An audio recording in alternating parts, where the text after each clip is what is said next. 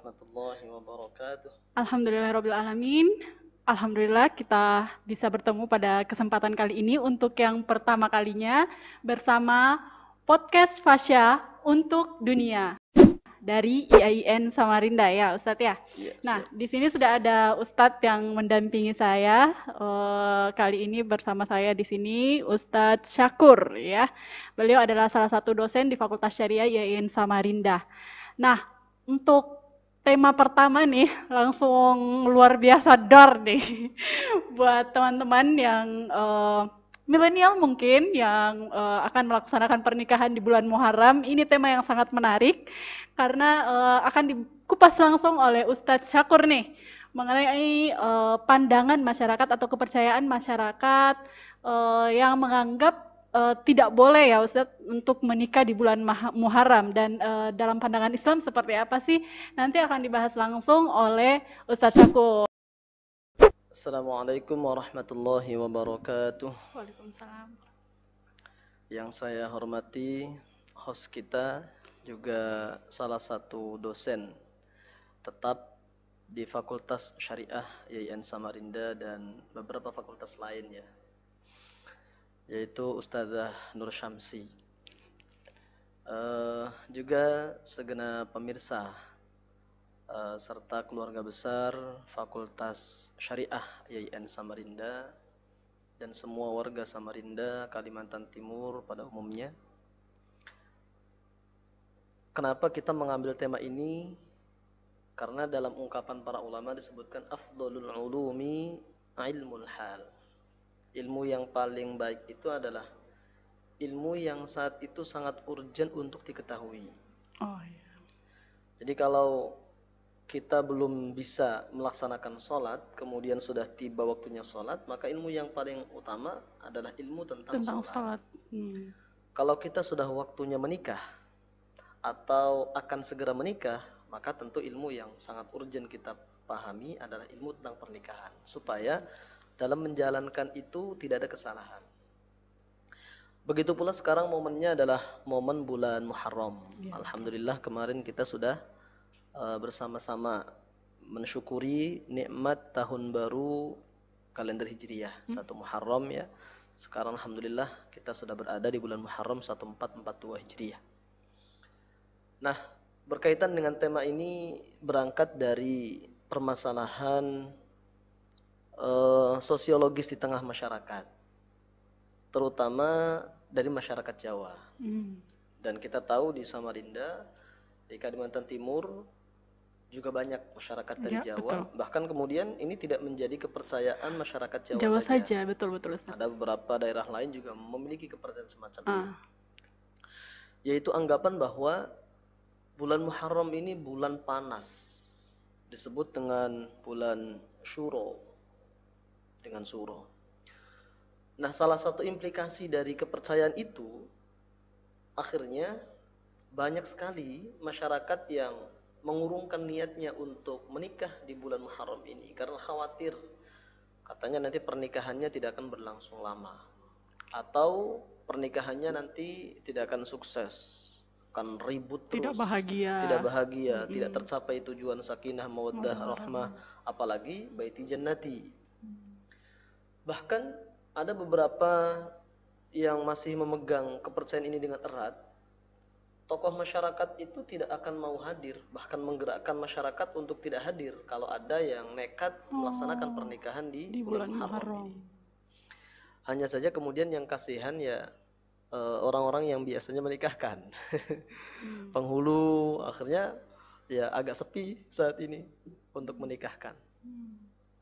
Nah, maka sebenarnya kepercayaan ini dari mana sih sumbernya? Yang saya lihat dan saya baca, saya telusuri, paling tidak ada 3 sebab kepercayaan ini. Kenapa kok sampai masyarakat memiliki kepercayaan bahwa di bulan Muharram ini tidak dianjurkan menikah? Yang pertama, karena mereka menganggap bahwa bulan Syuro ini adalah bulannya Nyi Roro Kidul. Oh, dalam kepercayaan Jawa pernikahan seperti itu. dalam kepercayaan Jawa. Jadi kalau bulan Muharram ini, bulan Syuro ini khusus untuk Nyi Roro Kidul. Sehingga kalau ada orang yang melakukan hajatan, bahkan tidak hanya pernikahan, termasuk khitanan atau yang lain-lain, itu tidak dianjurkan. Takut mereka, karena khawatir dengan ancaman kalau kita menyelenggarakan hajatan tadi akan diganggu oleh Nyi Roro Kidul, penguasa pantai selatan ya. Iya.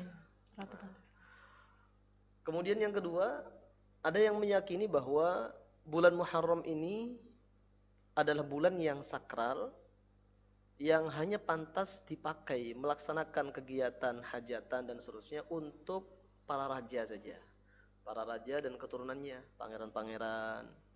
Sehingga untuk rakyat biasa, rakyat jelata dianggap kurang sopan, kurang adab, lancang kalau dia menggunakan bulan ini melaksanakan hajatan, pernikahan dan seterusnya untuk para raja saja.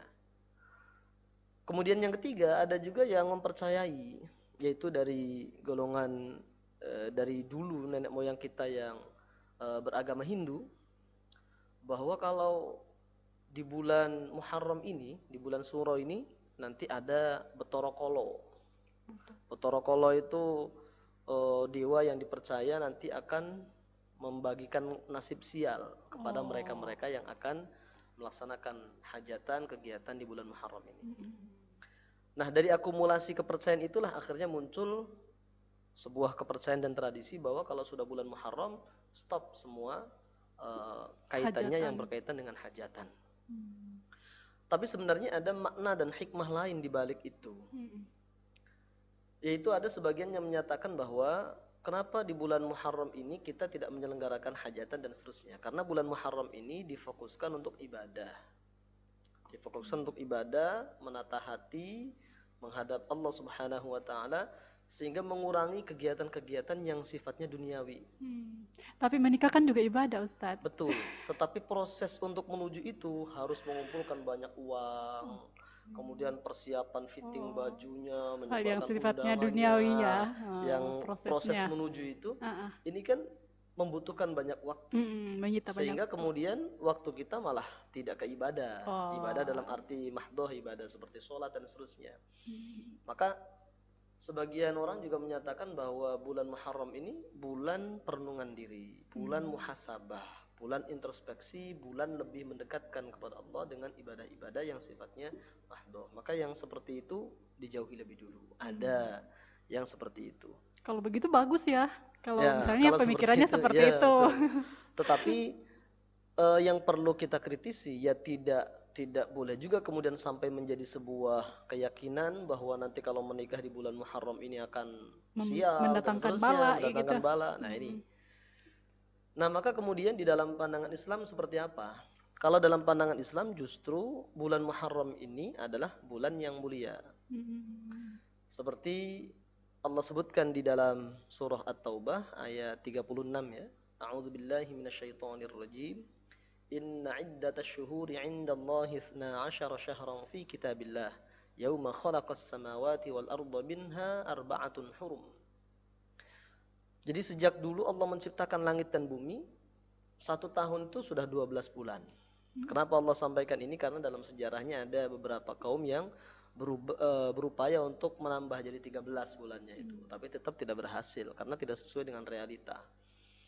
Nah, di antara 12 bulan itu arba'atun hurum, ada 4 bulan mulia.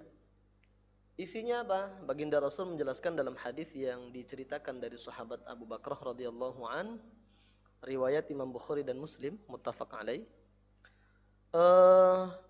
Yang kemudian bagian akhir-akhirnya as-sanatu 12 syahran. 1 tahun itu ada 12 bulan. Minha arba'atun hurum, di antara 12 itu ada 4 bulan yang dimuliakan. Salasatun mutawaliyat, ada 3 yang berturut-turut. Itu Rasul sebutkan Dzulqa'dah, Dzulhijjah, Muharram. Ini berturut-turut. Baru kemudian yang terakhir adalah wa Rajabu Mudhar baina Jumada wa Sya'ban, yaitu bulan Rajab antara bulan Jumadil Akhir dengan bulan Sya'ban. Maka jelas dilihat di situ Dzulqa'dah, Dzulhijjah, Muharram. kemudian Rajab, Muharram ada di dalamnya. Oleh karena itu para ulama sepakat bahwa bulan Muharram ini adalah bulan mulia. Dan apa sih konsekuensi dari kemuliaan ini? Sebagiannya disebutkan oleh Allah Subhanahu wa taala dalam lanjutan ayat tadi. Dzalika ad-dinul qayyim fala tadhlimu fihinna anfusakum. Janganlah engkau berbuat aniaya terhadap diri kalian sendiri. Maksudnya berbuat aniaya, kezaliman ini bagaimana? Jangan berbuat dosa, jangan berbuat maksiat di bulan ini. Tetapi sebaliknya, isi dengan berbagai macam ibadah. Maka para ulama kemudian menjelaskan lebih lanjut, maksud dari kemuliaan bulan ini sama seperti halnya kemuliaan tempat, karena kemuliaan itu ada 3. Satu, karena kemuliaan memang zatiyahnya itu mulia, seperti sholat, memang zatnya sholat mulia. Yang kedua, ada yang karena tempat-tempat mulia, seperti Masjidil Haram, Masjid Nabawi, Masjid Aqsa, itu mulia.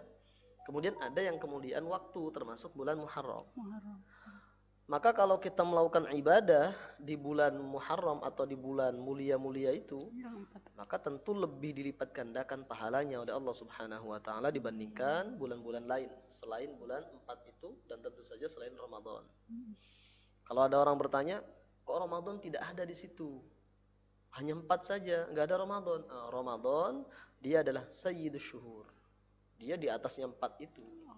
Jadi yang paling mulia Ramadan, baru diikuti dengan 4 bulan mulia.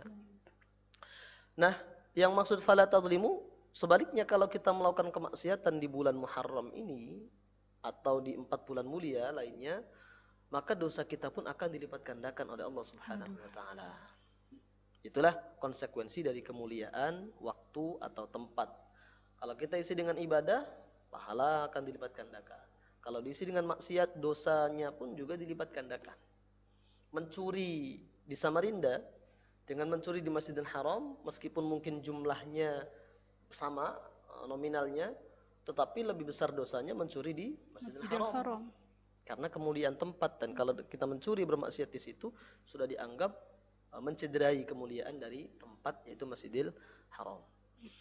Nah, karena ini adalah bulan mulia, termasuk tadi disebutkan bahwa nikah itu adalah ibadah. Tentu masuk dalam rumus umum kalau kita melakukan ibadah di bulan Muharram ini termasuk mulia. Sebenarnya baik. Karena jelas menikah itu memang hukum asalnya adalah ibadah. Makanya Rasul menyampaikan an-nikahu sunnati. Nikah itu adalah sunnahku, tentu ibadah.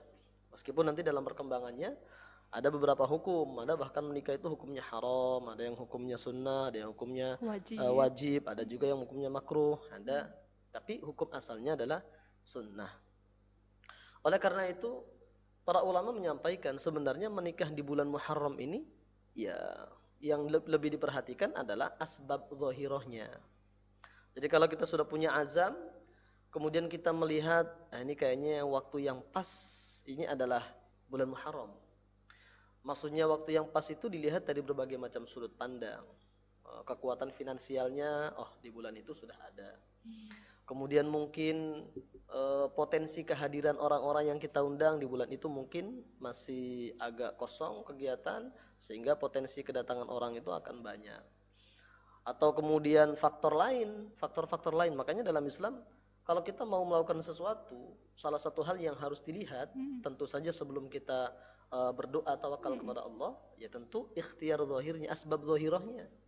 Kalau mau jualan, ya asbab zahirahnya harus jelas. Makanannya kira-kira enak tidak, kira-kira pantas tidak dijual ke khalayak umum, kualitasnya. Kemudian tempatnya strategis tidak, harganya bersaing tidak. Kemudian di situ sudah banyak atau belum orang yang berjualan menu yang sama umpamanya. Nah, itu perhatikan. Nah, baru kemudian kita tentu kuatkan dengan doa dan tawakal kepada Allah Subhanahu wa taala. Kalau misalnya kita melihat ya, kalau anak-anak muda sekarang atau zaman milenial ini lah ya, kan mereka sudah tidak begitu percaya pada stigma-stigma orang-orang terdahulu atau kepercayaan yang menurut mereka itu tahayul, itu tidak sesuai dengan ilmu gitu. Nah, ini bagaimana caranya agar mereka tetap punya adab kepada orang tua gitu, misalnya mau melaksanakan pernikahan di bulan Muharram, tapi orang tuanya melarang, ini bulan Muharram jangan menikah di bulan ini. Nah, bagaimana caranya Ustaz agar mereka tetap menjaga adabnya, atau bagaimana cara mereka menjelaskan kepada orang tuanya? Baik, untuk hajatan-hajatan biasa memang ada hajatan-hajatan yang tidak terlalu melibatkan orang tua. Seperti contohnya mungkin akikah. Kita punya anak, kita langsung saja orang tua kita maksudnya tidak terlalu campur tangan. Hanya saja repotnya untuk hajatan pernikahan ini mau tidak mau harus melibatkan orang tua. Maka meskipun milenial itu tidak terpengaruh, tetapi ini kaitannya dengan orang tua yang masih banyak mempercayai semacam itu. Maka dalam tuntunan Islam ada tiga tahapan yang harus dilakukan agar semua hal ini tidak menjadi konflik, tidak menjadi masalah di dunia. Yang pertama yaitu tentu tetap harus menghormati orang tua yang benar, menghormati orang tua. Betapa tidak, seandainya orang tua memaksa kita untuk musyrik sekalipun, untuk berbuat kesyirikan, kita tidak boleh mengikuti, tetapi harus tetap menghormati. Itu kalau kemusyrikan, dosa yang paling besar. Allah menyatakan di surah Luqman, "A'udzu billahi minasyaitonir rajim, wa in jahadaka 'ala an tusyrika bima laysa laka bihi 'ilmun fala tuti'huma wa sahibuhuma fid dunya ma'rufa." Kalau kedua orang tua kalian memaksa kalian untuk membuat kemusyrikan, maka jangan menuruti, jangan taati, tapi tetap perlakukan mereka dengan baik. Yang kedua, yaitu sampaikan dan berikan pemahaman kepada orang tua. Apa ini dalam ajaran Islam tidak ada ajaran ini, tidak lebih dari kepercayaan saja. Apalagi bulan Muharram ini bulan yang baik, bulan untuk ibadah. Nikah ini saya niatkan untuk ibadah. Kalau bisa diberikan penjelasan, orang tua menerima, setuju. Tetapi seandainya orang tua tetap kekeh ngotot tidak ada pernikahan bulan Muharram, apapun yang terjadi, maka langkah yang ketiga kita lakukan yaitu menggunakan kaidah pendekatan darul mafasid muqaddam ala jalbil masalih, yaitu menghindari mafsadat lebih kita prioritaskan dan mendahulukan daripada masalah maslahat. Maka tidak ada salahnya kalau seumpama kemudian kita mundurkan beberapa hari setelah waktunya tidak terlalu jauh. Nah, maka ini perlu kita lakukan supaya tujuannya supaya pernikahan kita baik, hasilnya baik, kemudian tidak ada efek samping, tidak ada efek buruk dari itu. Karena yang namanya pernikahan itu tidak hanya melibatkan antara mempelai laki-laki, mempelai perempuan, tapi melibatkan dua keluarga besar. Bayangkan seandainya kita menikah, kemudian dua keluarga besar, keluarga kita dan keluarga istri kita, kemudian mereka tidak mengakui pernikahan kita, efeknya sangat buruk sekali. Iya, saat kita sedang sehat, saat sedang mapan, saat sedang berjaya, kita mungkin mohon maaf dalam tanda kutip agar tidak terlalu butuh orang tua. Tapi bayangkan ketika kita dalam kondisi jatuh, miskin, sakit dan terusnya, pasti tidak akan bisa lepas dari keluarga besar. Maka kesimpulannya, permasalahan semacam ini memang tentu harus disikapi dengan baik, dengan bijak, tidak boleh kita berbuat frontal, apalagi sampai kemudian memutuskan hubungan dengan orang tua. Terima kasih banyak atas penjelasannya Ustaz. Jadi teman-teman boleh ya untuk menikah di bulan Muharram. Boleh Ustaz ya? Nggak haram ya menikah di bulan Muharram. Boleh. Jadi mudah-mudahan bagi teman-teman pemirsa di rumah atau yang menonton video ini bisa memperlihatkan juga video ini nantinya kepada orang-orang sebagai bentuk penjelasan ya Ustaz. Jadi kalau merasa sulit untuk menjelaskan bisa memperlihatkan video ini. Ya, mudah-mudahan bermanfaat. Sekian dulu untuk hari ini, lebih dan kurangnya mohon dimaafkan. Terima kasih Ustaz. Cukup sekian untuk hari ini podcast Fasya untuk Dunia. Assalamualaikum warahmatullahi wabarakatuh.